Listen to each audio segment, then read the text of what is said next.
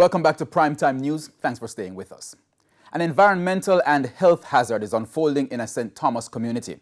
With space running out to bury the dead in Lloyd's, people have been resorting to creating makeshift grave sites, even encroaching on private property.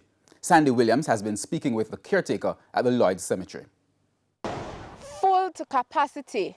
That's the reality here at Lloyd's Cemetery in Lloyd's St. Thomas. At this point, graves are taking over the roadway beside the cemetery.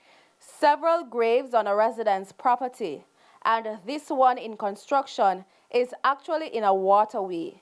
Caretaker for the cemetery, Roy Watson, says the problem stems from a land discrepancy. She explains that a parcel of land belonging to the cemetery has been captured by a man. After them do the severe, they move the thing and put it further over in the land. But the piece of land is for the cemetery.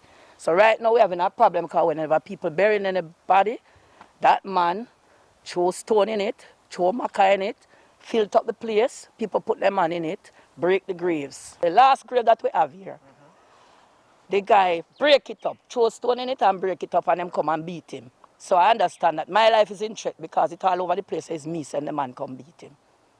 The man has since installed a fence to prevent burials, and so people have now resorted to burying their loved ones almost anywhere, including in the roadway. When you show them a spotlight down the bottom, them come up here, so.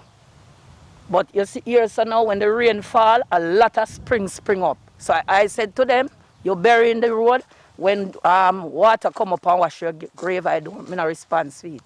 Ms. Watson says she will restrict burials until a survey is done and the correct boundaries are identified. So we're asking parish council to come and intervene because they said that they were going to come and get their piece of land, severe it, and all now they don't come. If it's even a little piece leave, make we get it to severe.